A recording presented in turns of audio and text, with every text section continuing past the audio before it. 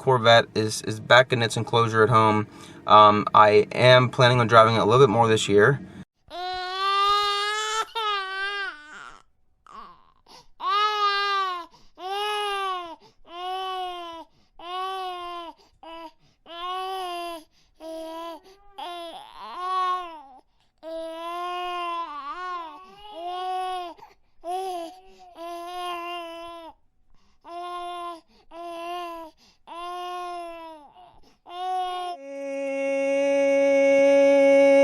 That's the way the cookie crumbles. I won't be driving my car anymore. Did not expect the snow to hit. The snow hit in very first week of November, which never happens. We've had snow one time. It happened on Halloween, which was like the first time forever.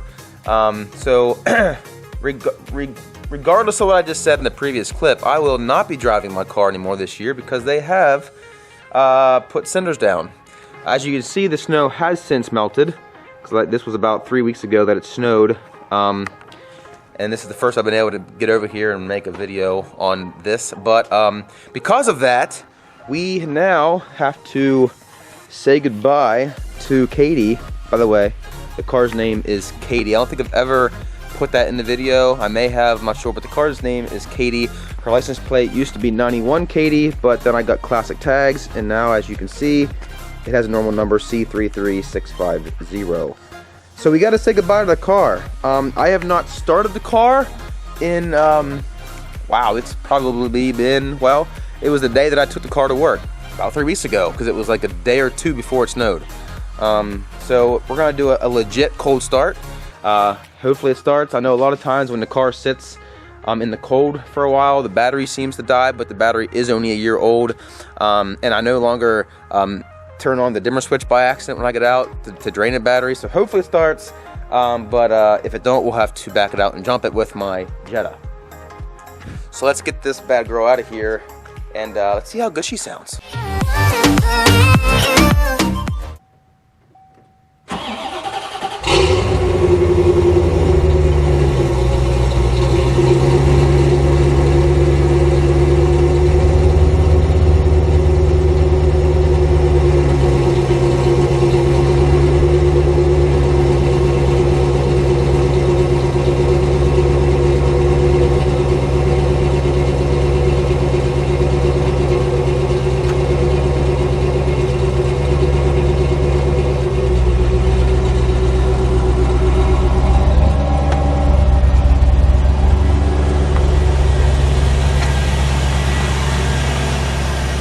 By the way, look how cool this is.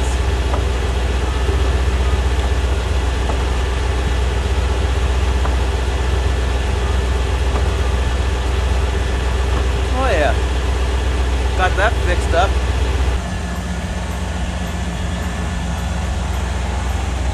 Oh man, I'm gonna miss this car for a couple months.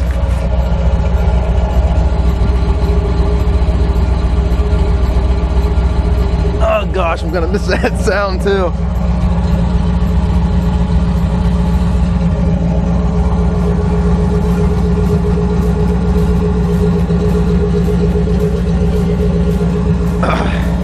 You know, anyone who knows me knows that I absolutely hate summer and I love winter. I love cold weather, I love snow, I love wearing my shorts in the middle of winter. I love it, but it's always so upsetting this time of year when I gotta put her away because I can't drive it for like, this is December, what is today? December 2nd, Sunday, December 2nd. And I won't get it out now until it's done snowing. So we're talking like probably April, March-ish, April. So like 5 months, 4 months of not being able to see my car, and yeah, it's very upsetting in so many ways. But I think, I don't know, I see a lot of people on YouTube who have cars like this, or any car, you know, McLarens, Ferraris, Lamborghinis, whatever, and they live in a climate like California where they can drive it all year round. Florida, drive it all year round. And I think to myself, what would that be like? And to be completely honest with you, I've often thought that maybe if you do drive your car all year round, that maybe the excitement of driving it wouldn't be as much. I know whenever February, March gets here and I'm out on the road and I see a random Corvette every once in a while, because the season's starting to get warmer again, I get like this crazy urge. It's like seeing a buck in the woods. You get buck fever. I get Corvette fever so bad in the early spring, or late winter, early spring, and I don't know, just get crazy butterflies thinking about it. So I don't think those butterflies would be as much or as strong if I drove it all the time. So because of that, it's kind of cool that I can put it away for a while and just really enjoy it. I mean, yeah, enjoy the thought of getting it out again and getting all pumped up and excited, and then being able to make a first drive of the season video like I did back in, I think it was May. So yeah, most of you are probably wondering that since I keep my car in here, this is where I keep my car, all year long, you're probably wondering about, some people like to jack their cars up and keep the tires off the ground, which I used to do every single year. I think I have a picture of it. If I do, I'll put it up here right now for you guys to see it. But because of the car being in here, you probably can't tell because you're not actually seeing it in real life, but like this beam right here is about 4 inches above the car whenever it's in here. So there's absolutely no room for me to be able to jack the car up in here. I can't get jacks because, as you can see, the pipes are on the ground. So I can't actually get jacks in here to lift the car up anymore. And there's not enough clearance for the car cover for the car to be jacked up and not be touching the pipes.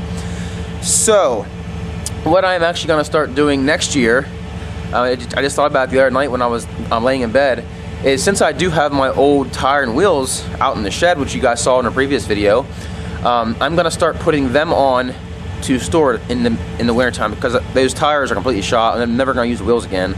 So I might as well put them to good use in the winter time. This way I don't get flat spots on my tires. And also, as you guys also may know, is I am going to be getting new tires next year because these are actually shot and they need replaced. So this year I'm not worried about getting flat spots on because they're not going to be driven next year hardly at all. I'm going to get new tires before the season starts, get them put on. This way it's ready to go whenever it's ready to drive. So I'm not going to do it this year, like I said, because those tires are junk, but in the future years I'm going to start putting my old wheels and tires back on the car to pull it in here so she has a nice place to sit, and I don't got to worry about my tires getting flat spots on them. Another thing that I bought last year, a problem I used to have with this car all the time was every winter, whenever I would go to start it up in the spring, the car was completely dead. I mean, dead as a doorknob. The battery was completely shot, and I'd have to back it out and jump it and then let it run for a while to get the battery charged up. Or I would just put a battery charger on it and let it charge itself up. But what I ended up buying last year, and it worked extremely well, was a battery tender. Now, a lot of people say that, you know, battery tenders aren't safe for batteries and blah blah blah, and I agree with that to a point, because you don't want constant charge going into the car. But I don't let it in. I mean, I don't let it turned on all season long. I actually plug it in, and then about a week or two later, I'll come over to my parents' house and unplug it, and let it unplugged for about a week, maybe half a week, and then I'll plug it back in. So it's not constantly on charging. It's I plug it in and plug it out. Yeah, plug it in, unplug it every once in a while. And the way that this thing is built, you can actually see in here that the cables that I use for the battery tender are still here from in the spring.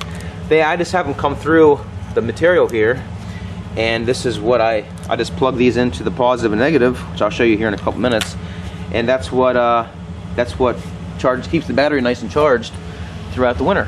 So I'm going to get the car back in the garage here.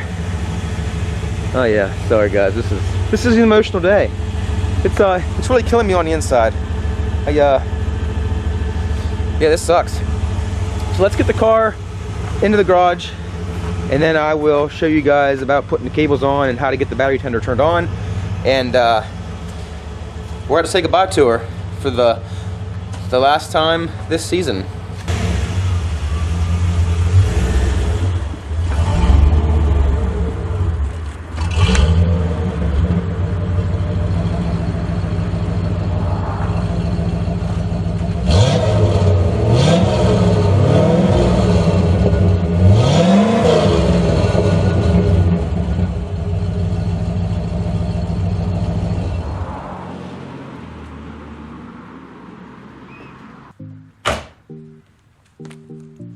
Alright guys, so here's what basically needs to happen is I plug the negative on the black, of course, and then the red goes back here.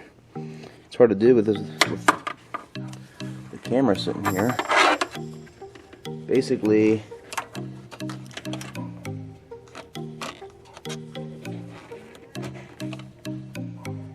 as you can see there, I got the red on the positive and the black is on the negative. I can't really see the black, but take my word for it.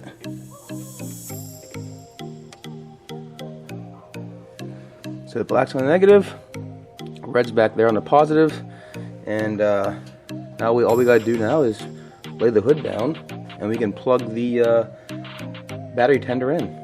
And the cable just sticks out of the car and goes over there and outside of the enclosure, and I'll show you that on the other side. So, there's spider webs on here. All you gotta do here is just plug the battery tender into this cord that's plugged into the wall. And as you see, it's a solid green. That light right, well, now it's red. This light red, it means it's put in charge to the car. Whenever it's solid green, it means it's good to go. But as you guys saw, the car did start completely fine.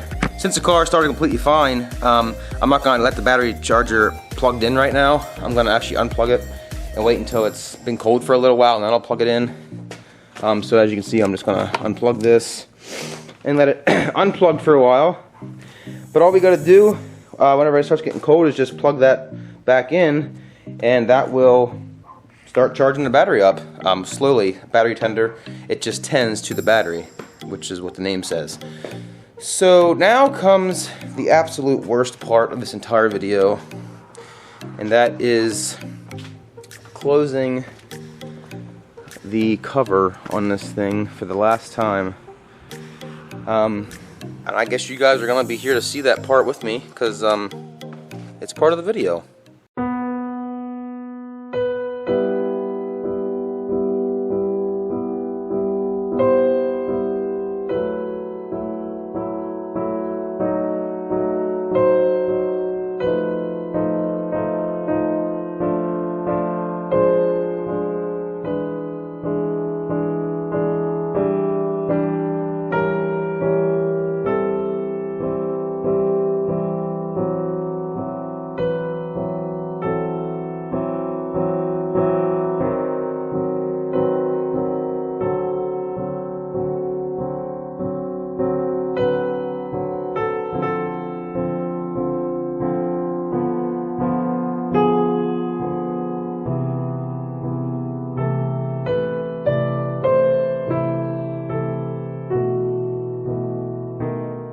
So I wanted to try something a little different in this video. A lot of YouTubers I watch do this a lot, and I wanted to start doing it and see if you guys were interested. I do have an Instagram account. It is in the description of this video. It's Doulop_07, and I posted a video the other day of my Corvette and said I'm looking to do a question and answer Q&A. Ask your questions and feel free to ask anything you want. So I wanted to answer the questions. So the first question was, when we racing, from Alex_Hess19. Well, Alex, since I know you, you have a Silverado, 2015, I believe. We can race whenever you want. I don't know what the results are going to be, but yeah, hit me up, hook me up. I'll hook you up with the race, and we can go from there. Next question: what rims are those? This is from TY_GIROUX. Those rims are actually Z06 rims. There was a place in Carlisle, Pennsylvania that sold them, and they were extremely expensive, and I didn't want to spend that for them. I ended up finding them on eBay. They were the exact spec, same. They looked exactly the same, and they were like a quarter of the price. Now maybe they're not genuine Z06 wheels, but they look exactly the same, and I really don't care if they're genuine or not. But they are Z06 wheels, the Z06 wheels that came on the C5 Z06s. Next question: why are your videos so long? 10 to 15 minutes is the #legitness. I watch a lot of car YouTubers, and a lot of their videos are just as long, if not longer than mine. So if you don't like them being so long, I'm sorry. Maybe you can just stop watching at the time that you think is appropriate, and then next day you can pick it up from that time and watch the rest. That's up to you. By the way, that was from DB8483. And then DB8483 asked another question. Why is your car called Katie? Well, that's a funny story. Since I was, I don't know, 16, 17 years old, I've always, this might sound really weird and I'm sorry, but I have always loved the name Katie. Like, I just think the name sounds sexy for whatever reason. I always wanted to find a wife named Katie. I wasn't able to do that. My wife's name is Chelsea, which I love her to death. I have no regrets. But since I wasn't able to marry a girl named Katie, everyone was asking me a couple years back, what's the name of your car? A Corvette. And I was like, you know, I've never really thought about it before. Old Betsy's what my dad's Cavalier used to call it. I don't want to use the name Betsy. And I'm thinking about it, I'm thinking about it, and I'm thinking about it. I'm like, wait a minute, hold on here. Why not Katie? Because Katie's the name I've always loved. I've always wanted to marry a Katie, and the car is the next best thing to my marriage. That's a joke. So why not name her Katie? And I named her Katie, got a license plate with 91 Katie on it, and everyone knows my car is Katie. It's funny, people that know that will see me wherever, and they'll be like, hey, how's Katie doing? You still have Katie? I'm like, heck yeah, still got Katie. So that's why the girl's name's Katie. My wife rolls her eyes when she hears it because she knows why it's named Katie, but she understands. She's very understanding of the whole car situation. But that is all the questions I have. I had 4, but yeah, hey, you gotta start somewhere. I really appreciate the questions. I will continue to do Q&As as much as I can in the future. If you guys aren't following me on Instagram, please do so. And one other thing I wanted to mention is I do have a P.O. box now. Once again, I know my channel is very small, but I have seen a lot of YouTubers get a lot of pretty decent, nice things, and I figured, you know, if someone wants to send me something and they don't know how, now they can. It is P.O. Box 12, Newville, PA 17241. You can write out Doulop, D-O-U-L-O-P. Send anything you want, and everything I do get will be opened on camera unless there's a note saying not to show it. Then I won't show it. But if it's anything that doesn't have any kind of restrictions like that, I will be very happy to show it on camera. So please, if you want to, feel free. If not, I perfectly understand. So yeah, I think that's all that I have for this segment of the video. Well, ladies and gentlemen, I hope you guys enjoyed the Corvette content for this season. I wish I could have made a little more videos, done a little more, but I couldn't. But the car is now put away for the season, and until next year, that's all we're gonna see. So I hope you guys enjoyed this video. Please subscribe. Please give this video a thumbs up. Take care, and I'll see you later. Bye. Oh yeah, almost forgot. Please don't go away though, because if you guys haven't noticed, got a new vehicle for the channel. It's a 1989 Scottsdale K1500, 8-foot bed, 4-wheel drive, 74,000 miles truck. And I got some content coming with that for the winter season, and I hope you guys stick around to see that. Please stick around to see that. You're not going to want to miss that at all. I promise.